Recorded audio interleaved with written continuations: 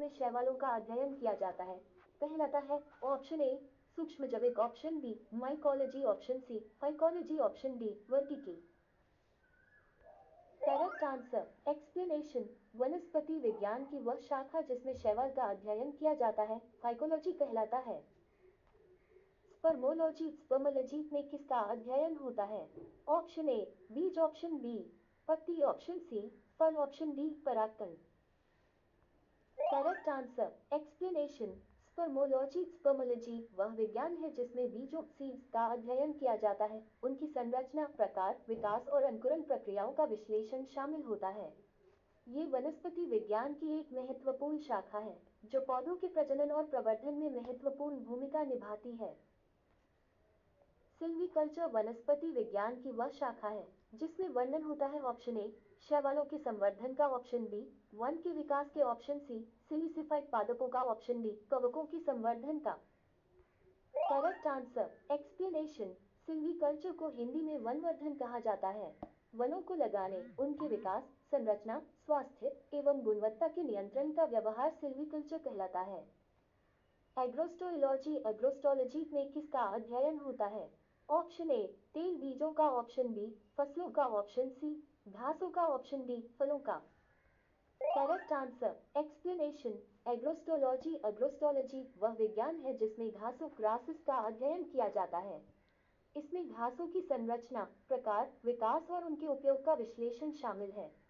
ये वनस्पति विज्ञान की एक महत्वपूर्ण शाखा है, विशेष रूप से कृषि और पारिस्थितिक तंत्र के अध्ययन के लिए।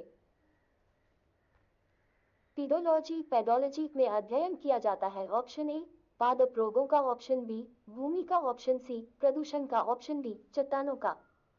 Correct answer explanation. Pedology, pedology वह विज्ञान है जिसमें भूमि, सॉइल की उत्पत्ति, संरचना, वर्गीकरण और इसके गुणों का अध्ययन किया जाता है।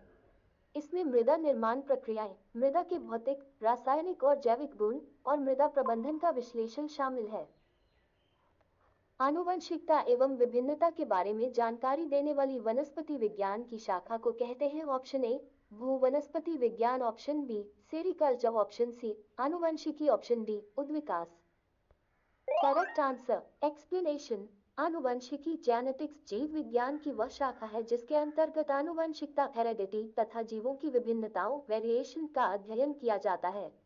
आनुवंशिकता के अध्ययन में ग्रेगर जॉन मेंडेल की मूलभूत उपलब्धियों को आजकल आनुवंशिकी के अंतर्गत समाहित कर लिया गया है। पौधों को नाम देने वाला विज्ञान कहलाता है ऑप्शन ए वर्गीकरण, ऑप्शन बी पहचान, ऑप्शन सी नामकरण, ऑप्शन डी वर्गीकी। Correct answer explanation. जंतुओं एवं पादपों के वर्गीकरण को वर्गीकी या वर्गीकरण विज्ञान अंग्रेजी में वर्गीकी के लिए दो शब्द प्रयोग में लाए जाते हैं, टैक्सोनॉमी, टैक्सोनॉमी तथा सिस्टेमेटिक्स, सिस्टमैटिक्स। कार्ल लिनियस ने 1735 में सिस्टेमा नातुरे, सिस्टेमा नेचुरे नामक पुस्तक सिस्टेमेटिक्स शब्द के आधार पर लिखी थी। फलों का अध्ययन कहलाता है option A spermology, option B anthology, option C pedology, option D pomology. Correct answer explanation. Pomology फल का अध्ययन होता है जिसमें फल के बारे में जानकारी दी जाती है। परागकणों, पोलिंग ग्रेन्स का अध्ययन कहलाता है option A pomology, option B palynology, option C phycology, option D mycology. Correct answer explanation. पौधों के परागों और बीजाणुओं के अध्ययन को पेलिनोलॉजी कहते हैं। ये भी पुरावानस्पतिक शास्त्र की महत्वपूर्ण शाखा है। संसार में पौधों के वितरण का अध्ययन कहलाता है option A phytogeography, option B वानिकी, option C exobiology, option D ethnobotany. Correct answer explanation. पादप भूगोल, फाइटोजियोग्राफी या वनस्पति भूगोल, बोटैनिकल जियोग्राफी जैव भूगोल की वह शाखा है जो पृथ्वी के भिन्न क्षेत्रों पर विभिन्न वनस्पति जातियों के फैलाव के अध्ययन पर केंद्रित है।